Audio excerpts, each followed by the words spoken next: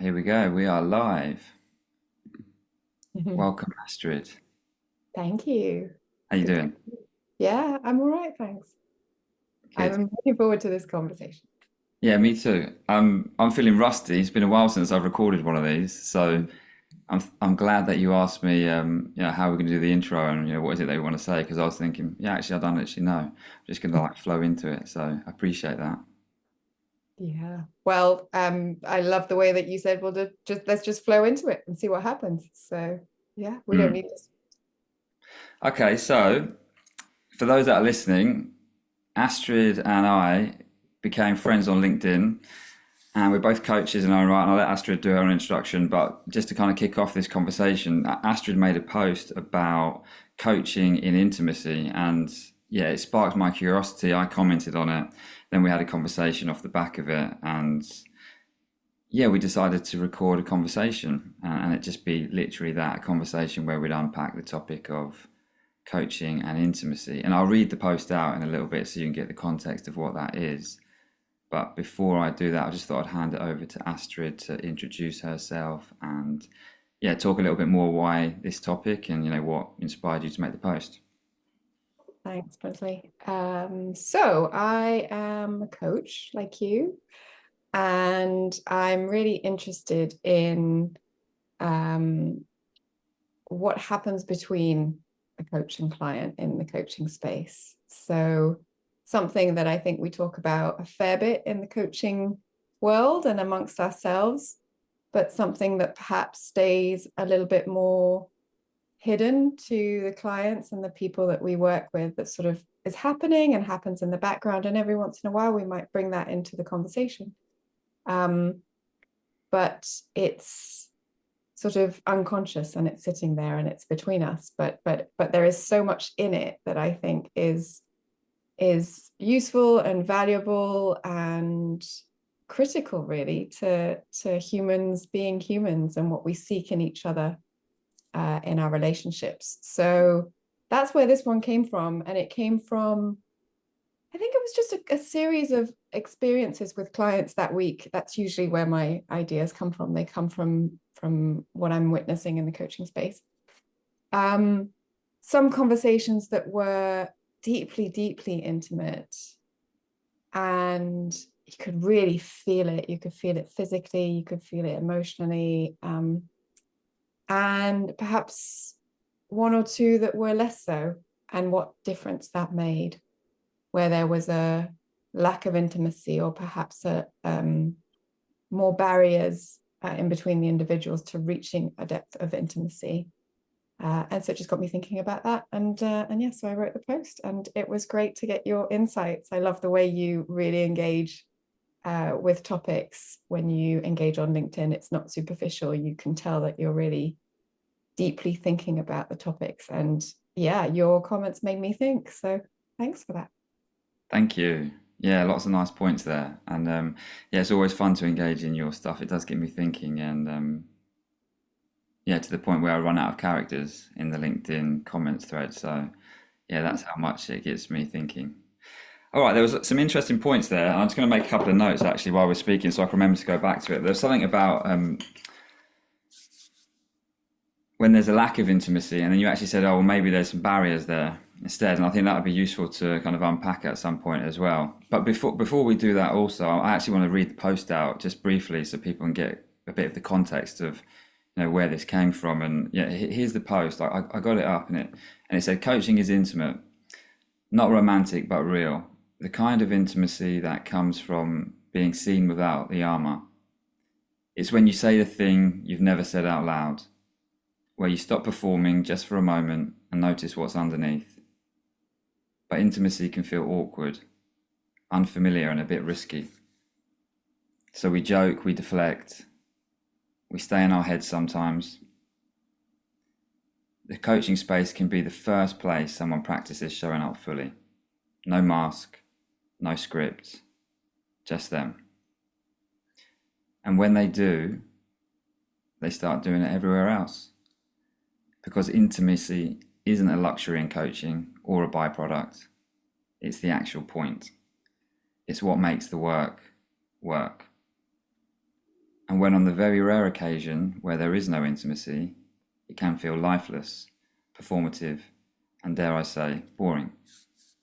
I'm bored, they're bored. Curious to hear your thoughts, and then you go on to invite the readers to comment if they've ever experienced this as a coach or a client. I thought, what a thought-provoking post. And I think the thing that really stuck out for me is it's what makes the work work. And that line when you said it's the actual point, it's not the byproduct. So now everyone's got the context. And yeah, before we dive into the topic, I think it'd be useful for you and me to talk about what's going in the space right now and intimacy. And, I'm always interested in what happens when we press record on a podcast and how we feel. I noticed my energy shift and changed. We were talking before and I was sharing personally about what's been going on for me and you as well. And then I pressed record and I started feeling, my heart rate go up a little bit and be like, okay, maybe I could be being a little bit performative now in the way that I'm speaking because I know that it's a podcast or a conversation that we're recording. So I want to name that and just see like, what's it like for you? What's it like for you to hit record and now be in this type of conversation? Yeah, exactly the same. Exactly the same. Become more self-conscious. Am I being clear? What is it that I want to say that's important? What will people think? Yeah, and do we lose what we had when we had that first conversation, which was the luxury of being completely free, no expectations, no objective, no outcome that we're seeking.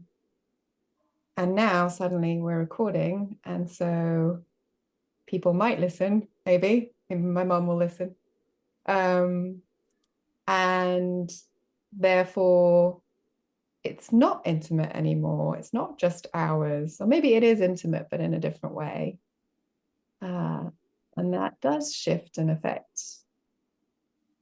what I say, how I say it, anticipation for what you're going to say next and how I'm going to acknowledge that, build on them, and all of that. All of this is it happens in a split second, doesn't it? But it's there and it's in the body and it's definitely in my diaphragm. You said your heartbeat starts racing. My diaphragm gets tight.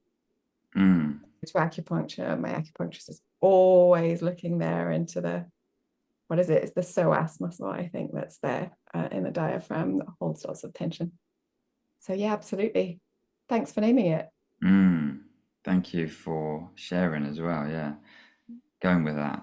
Yeah, I feel that. And that word performative from your original post, I wonder, how much of me is being performative in the conversation versus just being in the conversation. And in a way, this is kind of no different to what it could be like to be in a coaching conversation with a client, where it's like, are we performing or are we actually truly being intimate and dropping into what's real and true and being present in the moment? And I guess to the degree to which that performative nature is there is the degree to which the lack of intimacy might be there. And that can work both ways when I think about it from client or coach.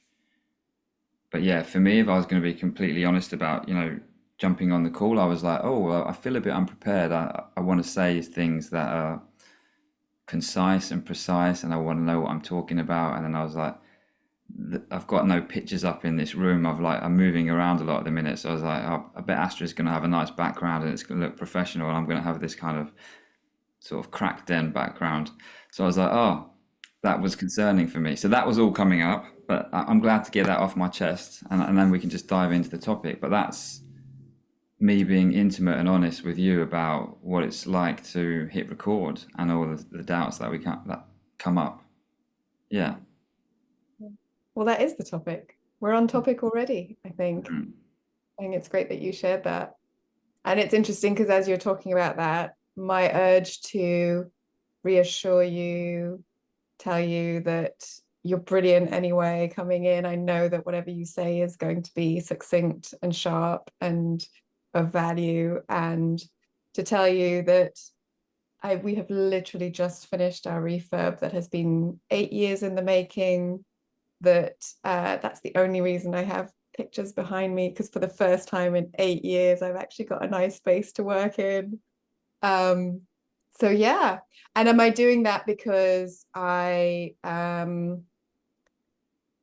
feel the need to make you feel at ease, make you feel comfortable, or am I doing it somehow to make myself feel better? I don't know. Mm. Yeah. Yeah. The need to save or name. But it's true. It's true for me. That's what it is for me. And yeah, I'm glad we're having the conversation. And if we spoke about intimacy and coaching off the back of your post, what would you like to share about it? Mm.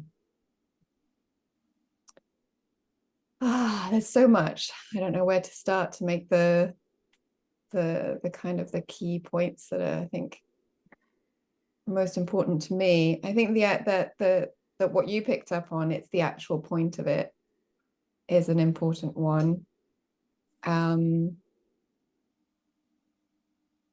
There is something about allowing yourself and being truly seen and truly heard by another human that actually changes you, regardless of what you're saying and what you're sharing, but that somebody is accepting you fully and wholly for who you are, just the way you are, even if you're talking about some of the worst things that you might have done, some of the things that you're ashamed of, some of the things that you regret, some of the things that you really want to shift in yourself that you don't like about yourself, but you can't, or you're struggling. And for another person to see you and witness you without judging you and holding the space, not holding you. Okay, I guess you are holding the other person in some ways.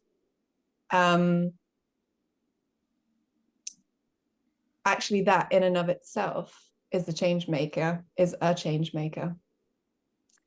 And that also came up in the context of a conversation about AI and whether or not we were all going to be replaced by robots. And I actually think it's the opposite. I think that because AI is replacing so much of our human connection and interaction, that actually we're going to be seeking out that depth, that relational depth that we're not really getting much out there in the real world. So that would be one important point. And the other is that when there is a lack of intimacy, that's a really great place to coach, right? What is it that is getting in the way of us being able to be intimate with each other? And you said earlier, in this context, perhaps it's because we're recording and there are maybe people who might be listening in, and maybe that's a potential barrier. But when clients come in and they are armored up, or they are giving you their best shiny self, and you can sense that because you can tell when someone is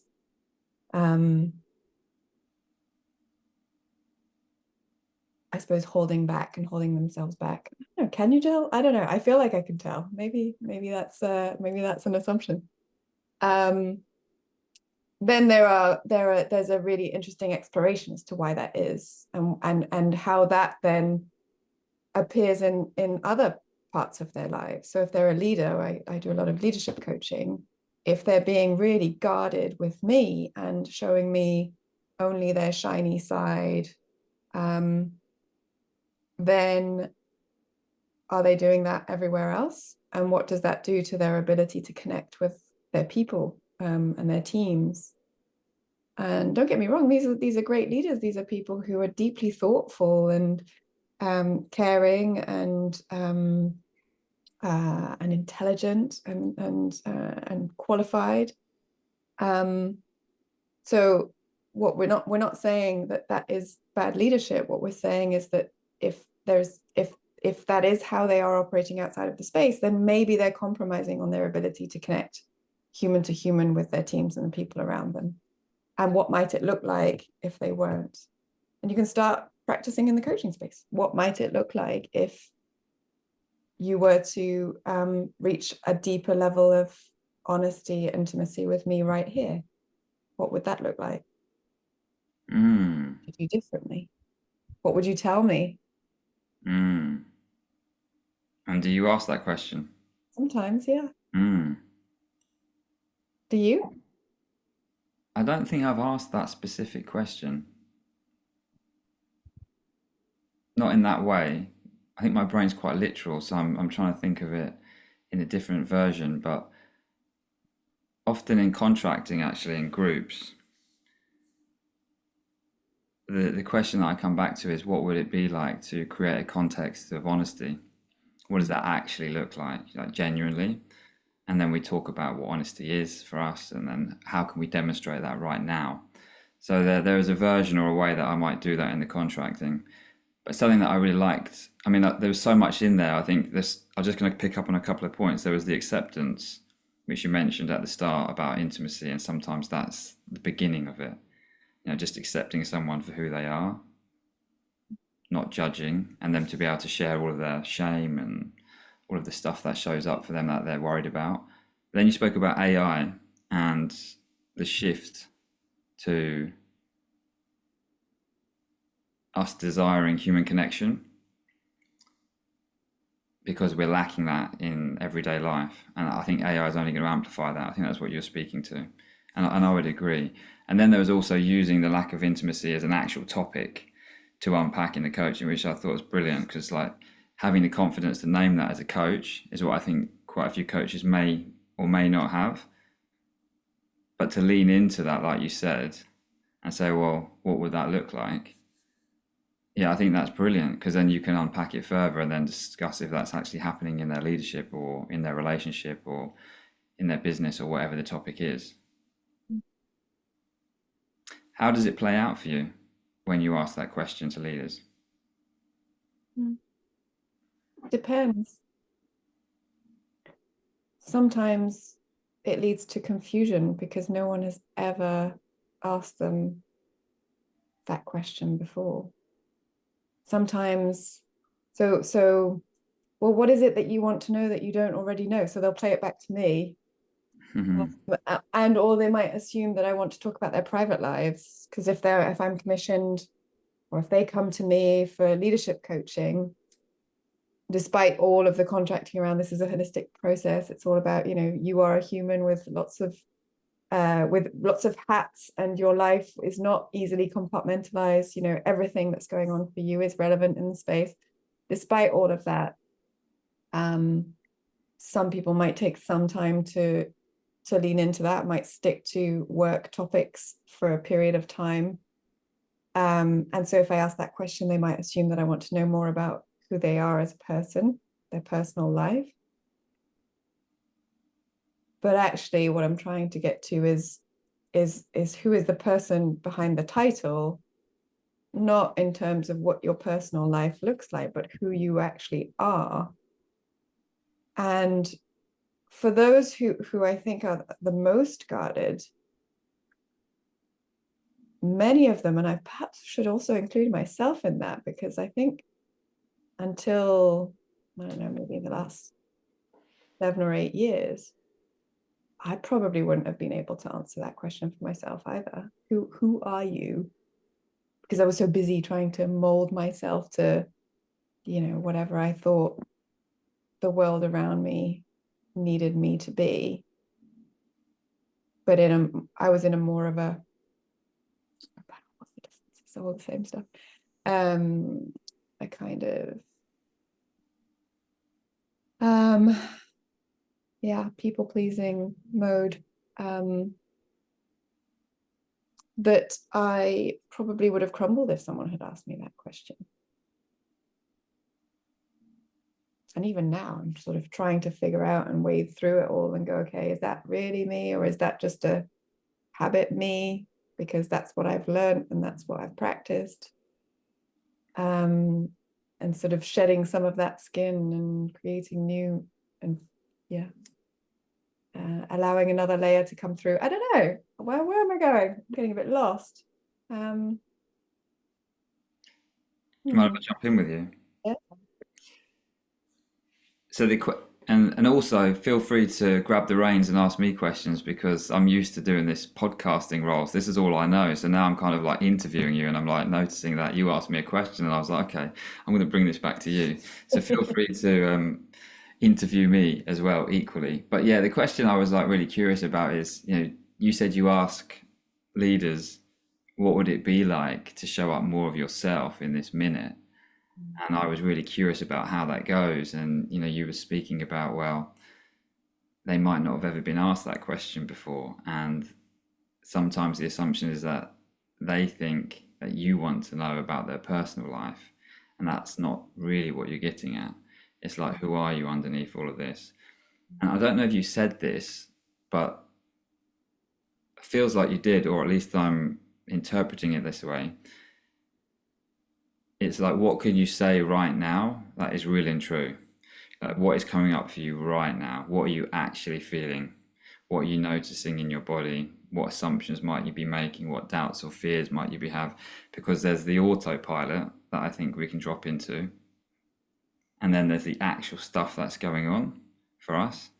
And if someone's in a session with their armor on, coach or client, we're not being fully true and honest with each other. And what I hear is that you're tapping into your intuition about that lack of intimacy, should we say. And I think we should unpack that word and to see what our definitions of it is as well, because that might help us go off in some tangents. But you're using that intuition you have about the lack of intimacy to then invite them into that conversation. And yeah, I was really curious about how people react to that and whether they're willing to go there, and do they need coaching around what you actually mean. Sometimes we don't want to over explain the question in coaching, but then sometimes it can be useful to be like, hold on, that's not what I'm talking about. This is what I'm really talking about. Does that play out for you? Yeah, I do find myself sort of giving a little more context and talking a bit more than I would like. Also because actually when I'm doing it, it does feel quite risky and it does feel a little bit uncomfortable. And I have lots of conversations in supervision about this sort of thing, about how to use. So for a really long time, I would feel things and I would intuit things. I would sense things, but I wouldn't use it. So I'd be aware of it. And now it's crossing that threshold to using it and naming it and inviting a question. And trying to do it and then sit in the discomfort of the other person perhaps not completely understanding what I mean. And then being curious about why they don't understand what I mean. Are they not understanding it because genuinely they don't understand, they've never thought about something in that way, or because by not understanding, they don't have to go there subconsciously, unconsciously, subconsciously, I think it is.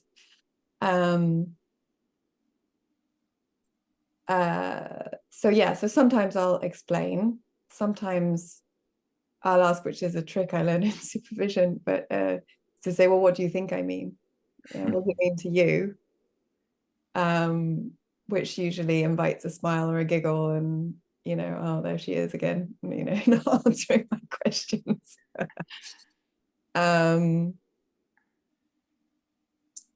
But it can be really, really uncomfortable for me as well. But then I noticed that actually the discomfort is intimate. It's more real.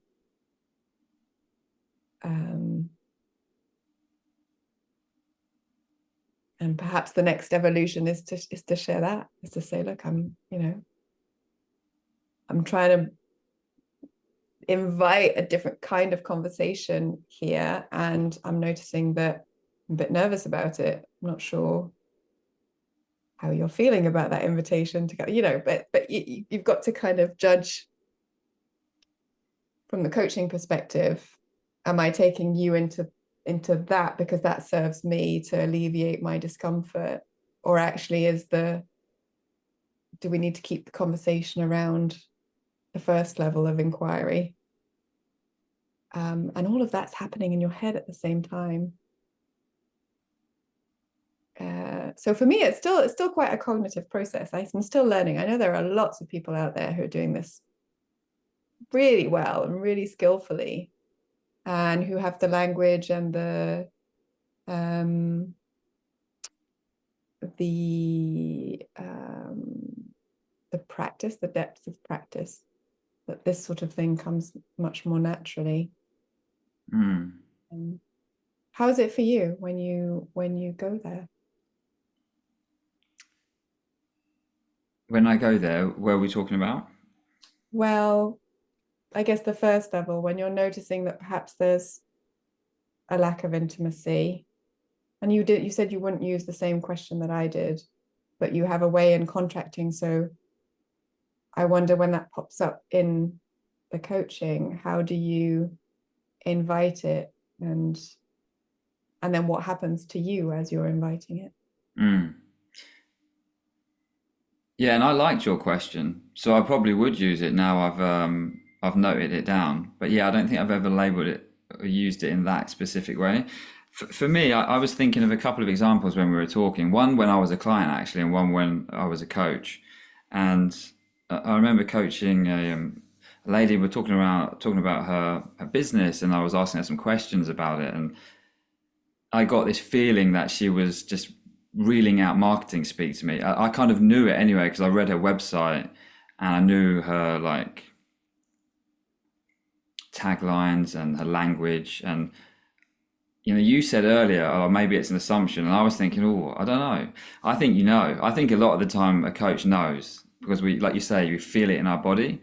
It's almost visceral. And whilst there's a hesitancy to say that we know, because we don't want to be seen like we're having assumptions, I think that it's useful for us to own the feelings that we're having and just naming, saying, this is what I'm feeling. So that's how I would do it. I'll say, look, this is what it feels like to me. It feels like you're performing, you're talking to me in marketing speak, you're like almost reading your website off to me. Why don't we just ignore that for a bit? Let's have a conversation. And then I'm just going to ask you some questions and just tell me what comes up off the cuff. Don't try and remember your stuff. Like it's, now this is it. It feels like you're repeating something to me rather than having live dialogue. And then that broke the ice, and then we had a much better conversation. So that's the way I did it. I guess I'm quite directive in the way that I do it, but I wouldn't say I know. I just said, this is what I'm feeling. Let's try and do it a different way. And usually what shows up is a much more intimate conversation. And by that, what I mean is there's just more truth in it. Someone isn't repeating stuff that they've written down, and it's like, this is my spiel, if you like. It's like, okay, this is what's showing up for me. And then they become more animated and they start speaking, and like their hands start moving. You're like, okay, now we're in flow, not like robot mode. So it's like noticing that difference. And I guess how we do that as coaches is, yeah, down to our intuition, our style of coaching, and I think our level of confidence to just really name what's showing up for us. And you said the next evolution of that would be naming the feelings, which I really liked. And I remember being interviewed by an MCC coach, and the whole time it wasn't a coaching conversation. It was actually an interview, but it was very, very like, it was a coaching interview, if you know what I mean. And she was like, oh, I'm feeling this, and I noticed your voice did that. And it was like, then the conversation went this way, and she's like, oh yeah, I just noticed this, and this happened. And that was like that the whole time. And I was enjoying the conversation, but as a coach, I was noticing what she was doing, and I was like, oh, I like this. So we spoke about what she was doing in the conversation as well. And yeah, she's called Marie Quigley. She's got a training school over in UEA, that Dubai, that kind of area. So when you were saying that's the next evolution, I was thinking about that conversation and that style of coaching when we name the visceral feeling and just see what someone else makes of it. And again, I think that's quite intimate. Just say, oh, I'm feeling this tightness in my chest right now. Or I noticed your voice just shaked a little bit. What was going on for you there? And then that feels like it's getting intimate then, because we're getting to visceral feelings and perhaps the truth of what's going on for someone. So yeah, that's how it happened for me in one space. In another, as a client, and I thought this was a really lovely way to open up our process. I was working with a lady, and I would say she's a neurodivergent specialist. And she started off the session, she was like, "Oh, I'm feeling a bit nervous." You know, she was like, "You're a little bit quasi-famous in our community," because she'd seen some of the interviews. So I was like, "Oh," my ego was probably like getting boosted up then, and I was like, "Oh, that's funny," because and she spoke a little bit about that, and I was like, "Well, thanks for telling me that. Let me share something with you." The reason that I chose you as my coach, because at this minute in this topic, I feel like I need something motherly and nurturing, and that is the energy that I'm getting from you. When we've had conversations before, you feel quite motherly and nurturing. So I don't know if there's some kind of Freudian dynamic going on for me in this process, but that's one of the reasons why I felt comfortable to say, "Yeah, let's do this work together." And she really appreciated that level of candor and honesty. And then that's how we started the process. Then we got into the work. But almost like the way we started this podcast, be like, "Okay, how do you feel now with press record?" As soon as we spoke about that and got that off our chest, I kind of like just dropped into a different space with you and also myself. And again, I keep coming back to that question as well, what is intimacy? And I think it's about a level of honesty and truth. Yeah. I think there's a lot to it, but I think once we share a level of honesty and truth with each other, the space becomes intimate. So maybe intimacy is a byproduct of a certain action or a way of being. I'm just trying to kind of formulate my ideas about what it is, because I didn't actually think about what's my definition of intimacy before we jumped on the call. But as I think about it now, I think it's a byproduct, yeah, of certain actions or ways of being, rather than a specific thing we do. But that's very early formation of my thinking. And I'll just throw one other thing in the pot as well. I saw this coach go on stage once, and before he gave the talk, he did breath work with the crowd. And I ended up doing the same thing because I watched him, and the reason he said, "Look, this is why I did it. I was so nervous to come up here and speak to you all. I wanted to start with something, but I needed to regulate my nervous system. So this is more for me than it is for you, but I wanted to do it this way." And then he went in and did his did his talk, and it was great. But I thought it was a really lovely way to open up, and very strategic, because he knew what he needed.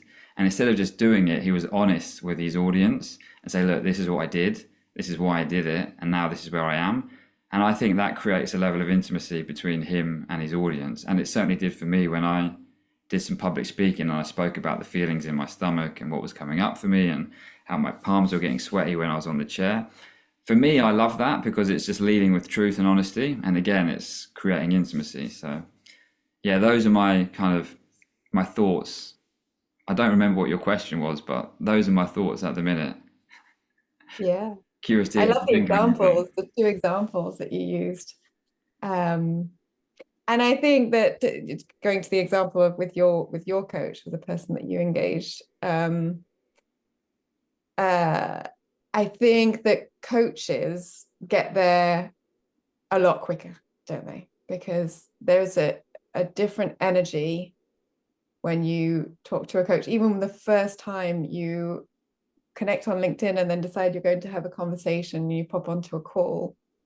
Even the first question of "how are you" is answered so completely differently when you have two coaches talking to each other than when you're just speaking to someone in the street, or you're witnessing a couple of people, or or even at very early days of a client coming into the space. So I think there's something really special about the way that coaches interact with each other, that they're able to reach a level of intimacy, a deeper level of intimacy faster. And I think you're right. It is a byproduct, or it's the outcome of a way of being and the actions that we take. So by opening up, being more honest, being more vulnerable, being willing to move outside of our comfort zones, experience that discomfort, notice the bodily sensations, etc., leads to a deeper level of intimacy. That then is the point. that then is the ultimate outcome. So I think there's a bit of chicken and egg going on there, because some people might feel that they need a level of intimacy that might be a different definition of the word intimacy in order to be open and honest and vulnerable with someone. And how is that created?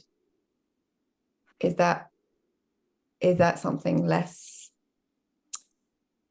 tangible, less definable? You wouldn't find it in the dictionary. Kind of, is it energy? Is that why we call it a chemistry call when we have a conversation, no strings attached conversation with a potential client?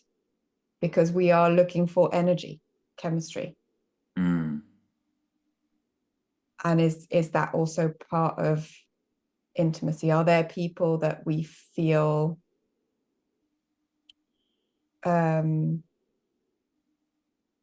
somehow instinctively, spiritually, energetically connected to before anyone's even opened their mouth?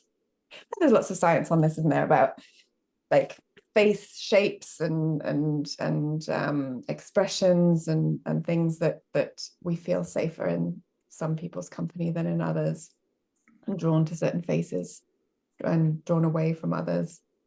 But I wonder if that's also part of it. So not necessarily something that we do that then leads to the intimacy, but something that is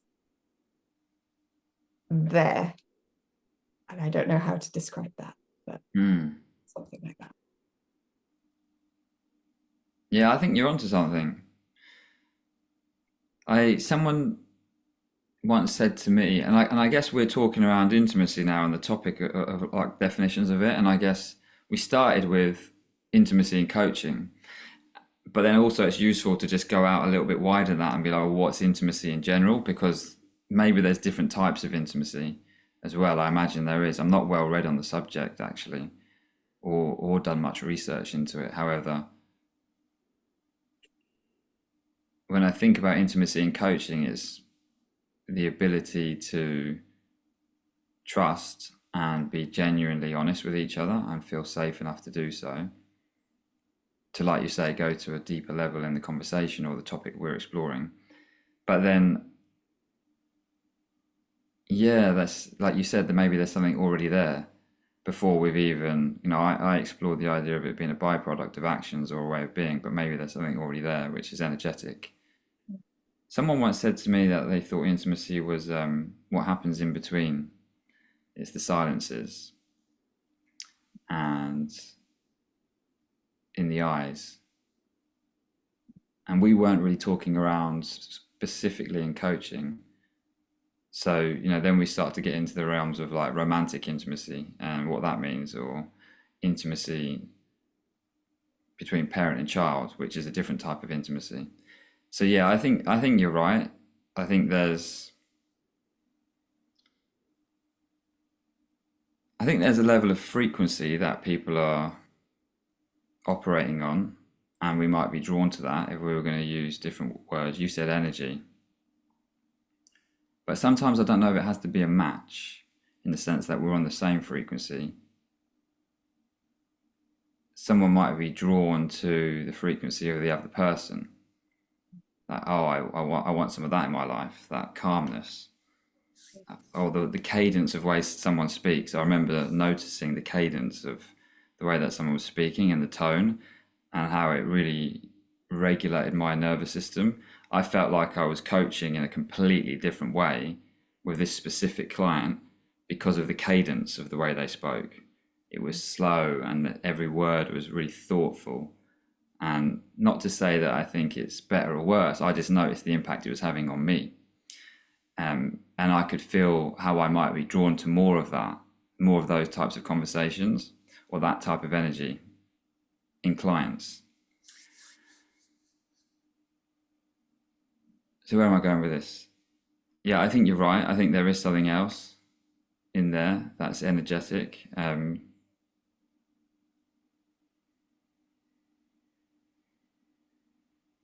But I'm not sure what that is. And like you said, it might not be quantifiable or in the dictionary. What do you think? Yeah, I like it. I like the idea that that it's not necessarily that we're the same, it's that it is what we feel drawn to, which actually just made me go on a bit of a thinking loop of, are we seeking, so if as coaches we feel there is a lack of intimacy and we go off seeking that intimacy, are we indeed serving our clients, or are we serving ourselves and our own needs? Are we saying in this whole conversation that intimacy is the point, that we need intimacy in order to generate meaningful conversations and meaningful change, if change is wanted? And what if the client doesn't? Then does that mean that we are not the right coach for them? Or what does that mean? Like, so, yeah, whose needs are we serving by seeking that intimacy, by taking the topic perhaps away from what might feel very cognitive and rational and, you know, what we call, or what I call, grow model coaching, to something a little bit deeper? Because we have a belief that that's where the real work is, that's where the real value is, that's where we like to play. Yeah, I mean, you would never do it without the client's permission, would you? You would never take them, you would never push them if they felt that if you felt there was resistance, or they said they didn't want to explore that, or they didn't want to go down that path. But the initial seeking out and the invitation, is there something in that? Or have I gone on one of my overthinking, overanalyzing, actually trust your gut kind of things, which tends to be what happens in supervision for me. So I'll take something like this where I'm feeling, oh, I'm not following the rules, I'm not doing it right, and I'll leave usually feeling, no, actually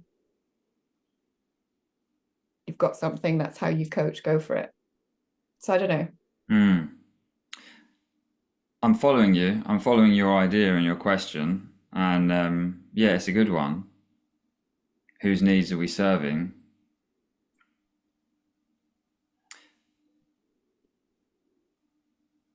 For me, if something comes up intuitively that there's something missing in the space and we speak to that directly, I think we're personally saving a lot of time and energy in the whole process to face that then and there. And if we need to move on to the rational, cognitive, logical, tangible stuff, that's fine. But if we do so from the foundation of intimacy, honesty, trust, then that work will be amplified anyway. That's my take on it. However, I think there are instances when a coach might feel the need to make a session more emotive or emotional to serve the needs of, oh, we need to feel something, there needs to be a release, it needs to be emotional, it needs to be this. And I recognize that from my old coaching days. I remember I celebrated after a session. I was like, oh, the client cried. I was like, it was amazing. And I was like, that was the definition of a great session, because in some respects it could be, it doesn't have to be. But so I'm just thinking about that idea that we feel like it has to have this big emotional release or this huge aha moment. So there might be a pressure that we feel internally, and that might come out in the way that we question, or the tangents we go down, because there's a need in us to have it be that sort of Hollywood session. So I think you're right. I think I don't know if the tension is the word, but there's a polarity, or there's something north and south with that thinking.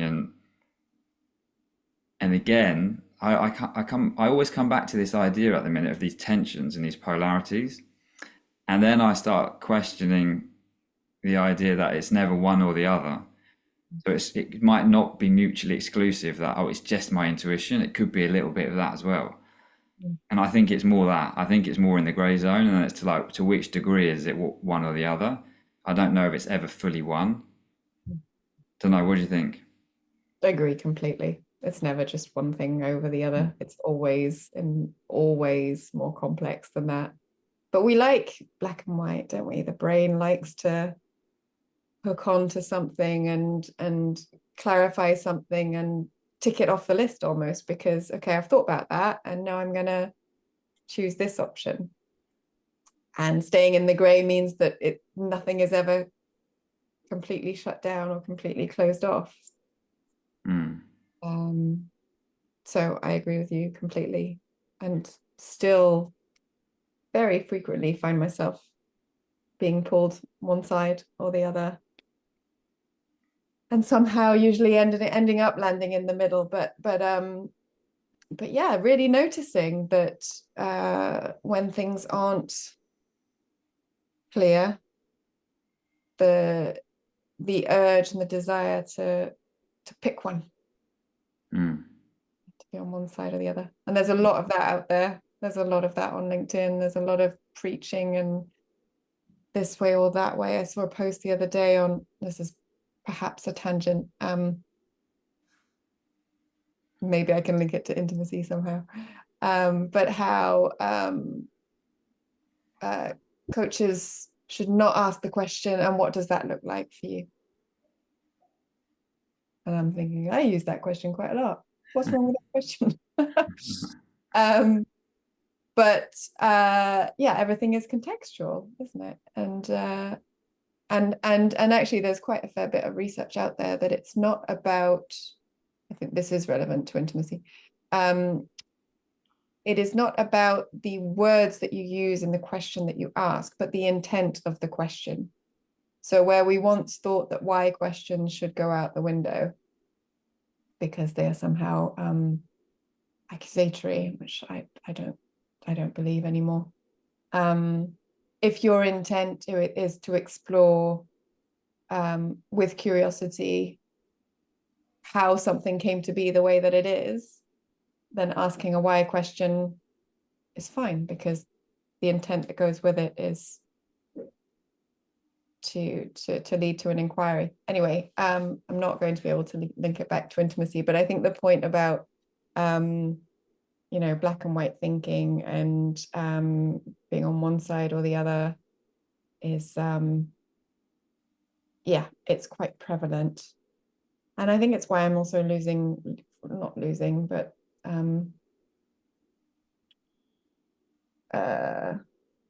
why I feel LinkedIn is becoming less intimate. There you go. And is it a place to be intimate? Why not? I feel like some of the conversations I have on there are intimate. But when you are seeking truths one way or another, then people are drawn to either agreeing with you vehemently or disagreeing with you vehemently. And it doesn't allow space for curiosity, exploration, which actually is how we build intimacy. Back to what you were talking about, being honest, being open, being reflective, being curious. You said something about personal relationships. I wanted to talk about that a little bit. And perhaps then I don't know how long we're just recording, aren't we? We'll just see how we go.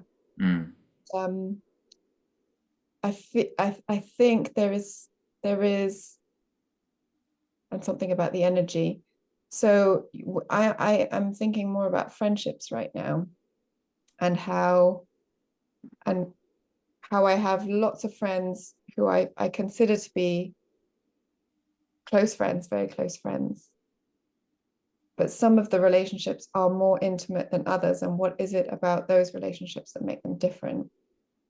And I think it is that we talk about the real stuff. And I don't think that in the relationships where I consider that we don't talk about the real stuff, I don't think that the other party in that relationship would see it that way. I think they would see, actually, they thought that we do have honest conversations, but I guess there's a degree of depth, isn't there? So you might reach one layer that might feel to them like that is honesty and truth and raw, but for us or for other coaches or for other people who like to reach another level, that might feel quite superficial. So I think there are degrees to it, even in our personal relationships. It doesn't mean that some are good and some are bad. It does mean that they are very different in nature. And it doesn't mean, again, that some are closer than others, because the closeness is there, but they are more or less intimate. Does that make sense? I think so. Let me see if I'm with you. So you're exploring intimacy and personal relationships now. Mm. And what I heard you kind of explore, unpack, is that sometimes it's subjective depending on the person. So what feels intimate to this friend might not feel intimate to you based on where your perception of intimacy is or your experience of it lies at. And I guess that also speaks to the topic you spoke about earlier, is that when you've got two coaches in a conversation or two coaches in a coaching process, which is actually quite common for me because, as you know, I work with coaches a lot. I think it was useful for you to pick up on that because that's not often how it might go. The way that I use that example of me and the coach at the start of a session, that's not usual. I've not come across that when I'm working with a non-coach, we say, or a civilian. So yeah, there's the perception of what someone might feel is intimate in a personal relationship, and it might not be that for the other person. And I guess when I think about that, I think if I was to think about my relationships and personal relationships, and someone, if I'm speaking to people and they're like, look, you're speaking to people, have you got people to share this stuff with?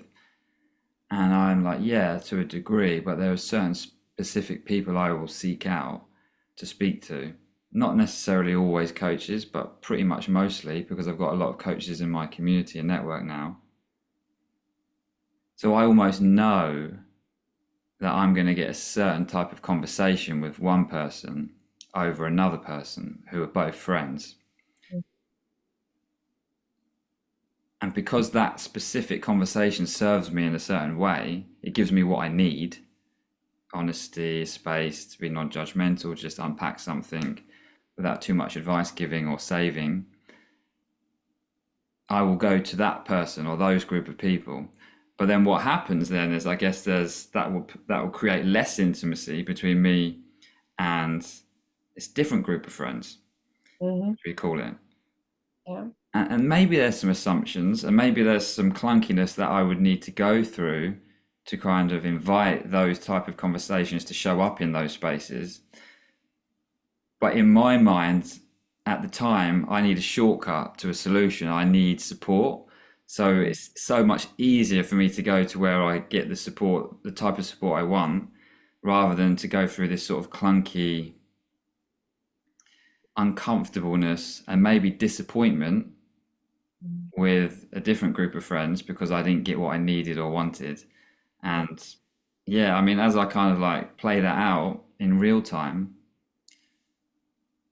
I think something gets lost with the other group of friends.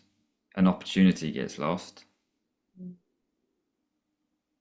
And it's something that I speak to a lot in men's work when it comes to sitting in circles with men. And I know we were speaking about intimacy and coaching. And whilst a lot of men's circles I wouldn't describe as specifically a coaching space or even group coaching, because often they're co-facilitated or peer facilitated, those patterns are trying to get broken down in those spaces. But I guess when I might be going on a tangent now, but when we're in a men's circle, we're there with common desires. There's some agreements around what we're doing. Where if I'm approaching a friend for a chat about, I don't know, a marriage breakup or something's up with my kid, I want the solution and I want the scenario fast. So yeah, that's my thinking on what you said. I think I've spoken to the topics you were speaking about. Am I on point there with you? I don't know because I can't remember what I said, but what you said was also very interesting. And it got me thinking about men who don't have friends who are coaches. What happens there? Mm. Is there a how do they how do they get that depth of connection and conversation? Do they? And I suspect, unfortunately, that many don't. And to come full circle, I feel like maybe for many men in leadership, the coaching space is perhaps the only place where they get to practice being unarmored just as they are in an intimate relationship with someone who's not going to judge them. And I have noticed recently more people, well, who knows what is going on? Maybe I should ask them and find out. But more people coming and staying in coaching for longer periods than I used to. And it used to be, maybe it's because my coaching has improved, I don't know. But it used to be that people came for a period of time because there's something they wanted to crack in their lives, or there's something they wanted to improve. And then they work through it and then they go.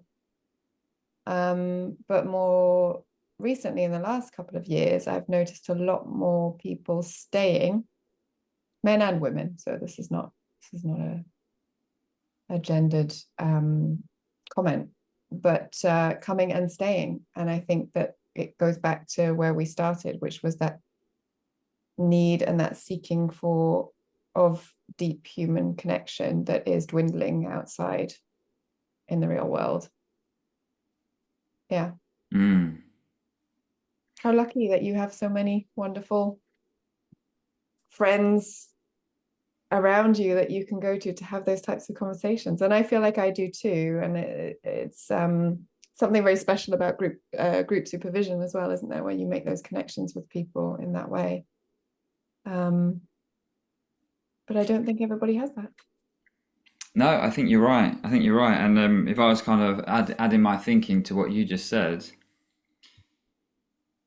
sometimes I'm not sure. I would say if we took the word coach away and we said, like, well, what are the qualities of that friend or that person that someone would find really useful to have in their life, then it's about being able to hold space and stuff that you mentioned right at the start of the conversation, just to accept someone, listen to them, hear them out for what's going on for them without judgment, and ask questions without trying to advise or fix or save, and take the conversation deeper. And it could be a friend that's a therapist, it could be a friend that's a coach, but it could be neither. It's just someone with the what is the core skills? I think for me, it just comes down to speaking and listening. It's the ability to have a conversation or hold a conversation with someone and recognize what their needs might be, or even just have the know-how to say, what are your needs? You know, what do you want from me in this conversation? You know, I could give you advice. I could sit here and listen. You know, what feels good, and just that as a starting point is so rare. But if that was in the space, then it could open up a whole different conversation. And you said in your original post, you know, that's the actual point of it in coaching, referring to intimacy. And if I was to speak about men's circles, for me, that's the actual point of it, to do it in a group rather than one to one, because you were talking about leaders who might not have had that. But when I think about the next evolution of that, to use a phrase you used earlier, it's then actually getting together with guys in a group, not just our therapist or our coach, because then in a way it's hidden. But, for me, a big topic for men is shame, and shame loves silence. So if we're just speaking to our coaches or our therapists, that's a great breakthrough. And I would say that's there to be celebrated. But for me, the next evolution is, can we do that with our peers in a group, whether it's a men's group or a friendship circle, and show up fully bare and talk about our shame, talk about our doubts, things like sex, money, health, relationships, all those topics, and what it means to be a man. So when people say, well, what is a men's circle, what is a men's group, I'm always speaking to that fact or that idea. That's the point of it. It's about being in a group, and men's work and men's coaching can be done one-to-one, but I think a really important part of it for me is the group, because often what it is breaking down patterns of old conditioning of how we can be in packs in a group and be okay with that. So yeah, that's my additional thinking. Yeah. So we've got a lot of work to do. We do, yeah. And to reverse a trend, I feel like there is hope in many parts of life that people are becoming more aware and more and there are more opportunities, I think, for this kind of connection. But there's also a big draw away from it. So whilst the awareness is probably increasing, how much actual capacity, opportunity, follow through is there? And we, I think, do need a big counter-cultural shift. Once we've got this big pull over here to automation, AI, faster, more, quicker, etc. And we have in my head, I've got these little like sprinkles, like fairy dust of knowledge and awareness of the importance of connection and intimacy and so on. But there's no real counterweight or counter magnet pulling us in the other direction. So if we're not careful, this might take over, and something quite fundamental needs to shift for it to for us to be able to reap the rewards and the benefits of AI without falling into disconnection, despair, depression. I mean, they're big words, but if we are so disconnected from people and humans, which is our core purpose, then that could be quite a scary world to live in. I agree. It feels like that's the next topic maybe for another discussion. What's the antidote to, the takeover of technology and AI? One, in the coaching industry, but also two, just for us as humans as well, living our day-to-day lives. Because I agree, there's a lot of screens and technology and, like you say, automation, systemization. There we go. Yeah, that's as that takes over.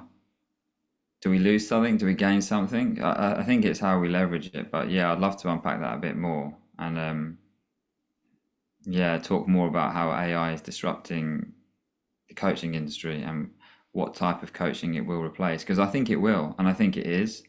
I think I'm almost certain it's already replacing a specific style of coaching, and it's not intimate coaching. That's what it's not replacing. It's, you said it earlier, the grow model style coaching. If it's a process or what's the word, like a model, it can do that better than a human being. If it's literally going to take someone through that, it can do that way better than a human being. So then how do we play to our strengths?